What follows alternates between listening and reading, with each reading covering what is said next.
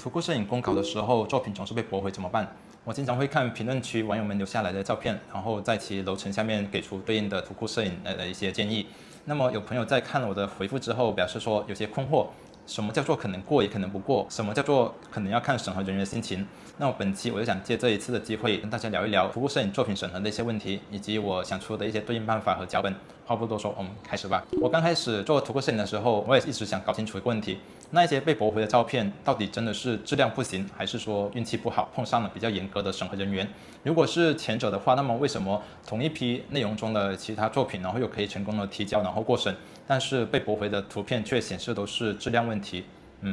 都多少有點令人不解了，是吧？那麼隨後我為了測試是什麼問題，我在視觉中國和 Adobe Stock 等圖庫都把被駁回的照片通過自己寫的腳本自動點擊每一張被駁回的圖片的詳細信息，然後從中找到原文件名字，也就是我們本地往服務器上傳時的那个原文件名字，把这些名字存到一个本地的合集。那麼等待在腳本跑完之後，它就會自動的把收集到的一些文件名字複製到剪貼板當中，以英文逗號的形式去隔開。這樣子做的好處就是我不需要一個個文件名去對應的去複製去找。那麼現在這些被駁回的圖片名字都已經存到我的剪貼板當中了，但是這還不夠，因為我們還需要嘗試的去把這一些文件重新上傳到視覺中國和 Adobe Stock 等圖庫當中，以便讓其重新進入一個審核流程。那麼如果是人工一個個去搜索這些文件名，那麼就實在是太繁瑣了。於是我又再寫了一個 Python 腳本，那麼通過收集到的一些文件名字，然後讓程序自動去選定，比如說我們指定的目錄裡面去搜索那些文件名，然後把那些複製到新的文件夾當中。最後我們只需要把這個新的文件夾裡面的